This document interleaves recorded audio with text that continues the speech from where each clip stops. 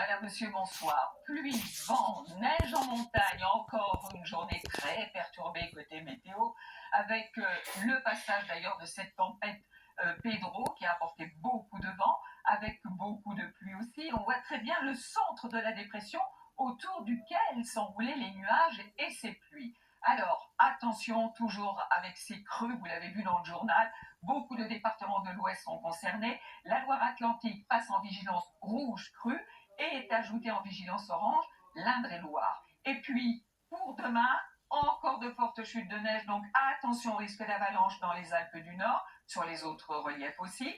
Et puis, toujours du vent, hein, certes en atténuation et notamment l'après-midi, mais encore de fortes rafales, c'est toujours les restes de la tempête Pedro. Sinon, de plus en plus d'éclaircies dans les régions du sud-ouest avec un temps de plus en plus sec, ça c'est une bonne nouvelle. Et puis près de la Manche, peut-être quelques averses et un petit peu de vent aussi.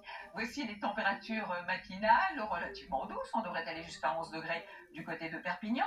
Dans l'après-midi, le maximum en Corse avec 19 degrés, souvent très homogène, 10 à 12 degrés du nord jusqu'au centre. Alors, la suite, regardez ces cartes, mais oui, ça y est, l'anticyclone revient avec du soleil dans le sud.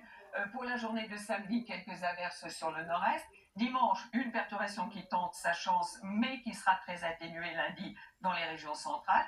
Mardi, ça fait longtemps qu'on n'avait pas eu une carte aussi ensoleillée, avec des températures excessivement douces, hein, certainement une moyenne de 20 vers la Loire et de 25 dans le sud-ouest.